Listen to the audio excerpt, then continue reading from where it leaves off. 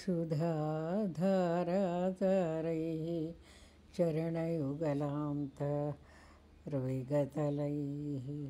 सुधाधाराधारैः चरणयुगलान्तर्विगलितैः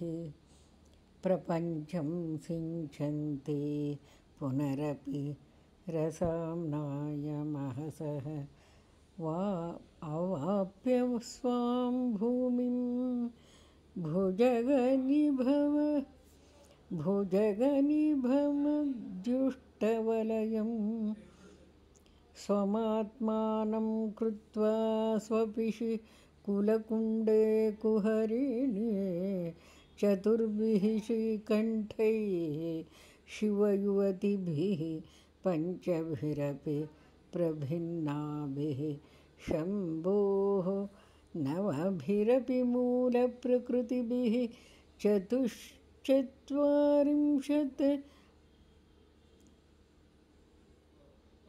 वसुदलकलाश्रत्रिवलयत्रिरेखाभिः सार्धं तव शरणकोणाः परिणताः त्वदीयं सौन्दर्यं तुहि नगरिकन्ये तुलयितुं कवीन्द्राः कल्पन्ते कथमपि विरिञ्चि प्रभृतयः यदा लोकौत्सुक्यात् अमरललनायान्ति मनसा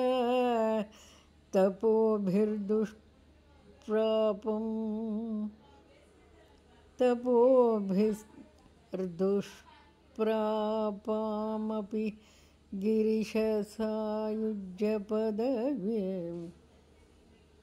नरं वर्षेयांसं नयनविरसम्